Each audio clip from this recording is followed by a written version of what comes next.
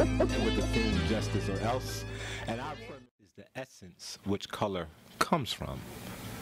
Even if it makes others uncomfortable, I will love who I am. That's Janelle LaRue.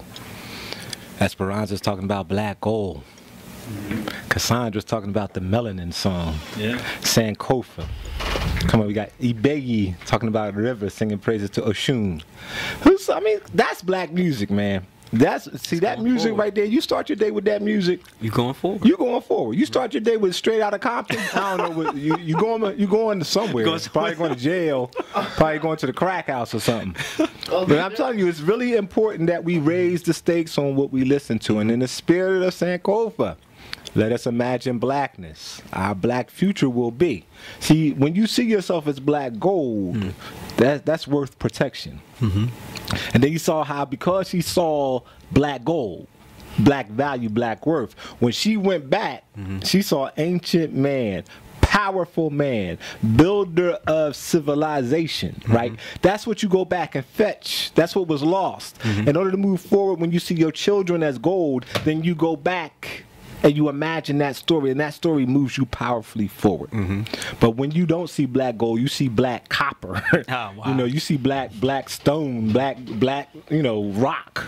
Yeah. Then or you just go back when you see N word and B word. Then when you go back, you don't get builder of civilization. You see some whole other thing that you then brave forward, and it looks like Sagan, and it looks like Straight Outta Compton, and it looks like The Walking Dead, and it looks like Empire. It looks like that stuff, right? And so we got to put a stake in the ground.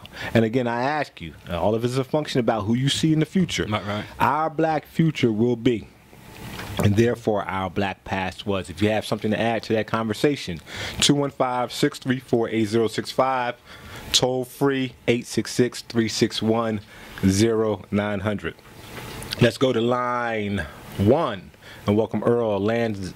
Is that Lawnside, New Jersey, into the conversation. Greetings and good afternoon. Let me turn my radio down. All right, that'd be nice. You can turn it back up when we're done, though, so you can blast us. Did any of you see Alex Haley's story on TV or read his book? Which story are we talking about? Roots. Yes. When I was a young man, Roots was out when I was about 10. So yes, we saw it. I was asking about that because that's what happened to us as a group of people. When we came over here, our heritage and our culture was stolen from us. We weren't allowed to practice that, and they separated us. But other people, when they came over here, like, do you know at one time the Irish people were considered lower than black people at one time? Oh, yeah. But when they came over here, their culture was intact. They knew where they was from, and they came over here to escape the potato famine. And do you know that the Asians were brought over here to help build the railroads? Yes. They tried to starve them out when they were done with them, but their culture was intact. They knew where they came from.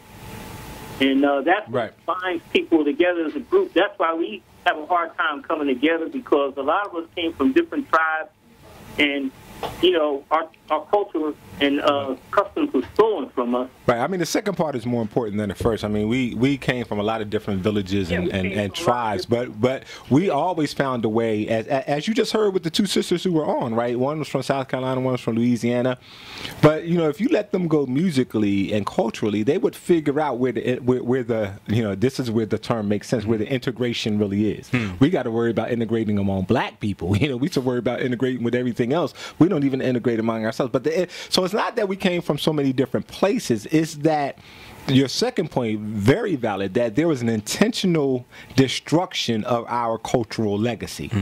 Because this supremacy understood that if through the drum, if through our culture we were allowed to connect and unify, then that would be the key to our liberation, and that would be the key to our overcoming the oppression. So there's been a concerted attack against us unifying culturally as African descended people, which is why when we're going to return to the source, we must bring back that which was lost. And the key thing that was lost is that sense of diaspora that unifies us across cultures as a people.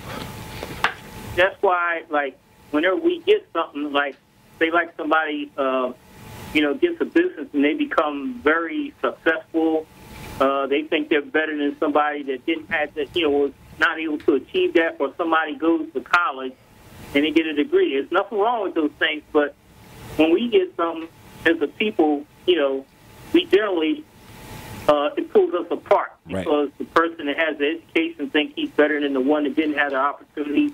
The one that has a big business and is successful, he moves in a different neighborhood and can't hang around. And that's the ship we have to write, Brother Earl. I thank you for your call, but that's what we have to rewrite. We can't let success mean that it alienates you from our culture. We have to figure out how our success becomes collective success, how our forward movement becomes collective forward movement, and that's why the spirit of Ubuntu is such a strong concept. And again, that's again the African thing, right? It comes to mean I am because we are, therefore I am. But that's a Kemetic concept as well. So again, it shows that at its core, it's the I and we go together. There is no I without a we. If we were able to return to our source in our way of thinking about the world, this idea of the individual is very much a European and then further an American concept, and they don't even practice it. The American elite and people who are they don't practice individualism. Look at how they don't. If you talk about the elite, they do a lot of things. They intermarry. Right, so that they can make sure that their money stays in certain worthy circles. And if you look at, they have something called the interlocking board of directors. So if you look at the major corporations, you'll find similar owners and similar kind of stakeholders in all of them, because they understand. They will tell you about individuality, but people know you can't come into power and maintain power as an individual. You got to have a squad. So we believe the hype, and all it is hype, because nobody in the world comes to power as an individual. Let's go to line 3. Welcome Keith in North Philly into the conversation. Greetings and good afternoon. Brother Shomari, I love to listen to you, man. You just so inspiring. Thank you, bro. No flattery, no flattery. No, it could be flattery. I'll take it. Prior to this indoctrination, been since the 1500s, which has been a very long time. And uncontaminated Africa, music and dance was a part of our initiation, right? The marriage, always death and in between.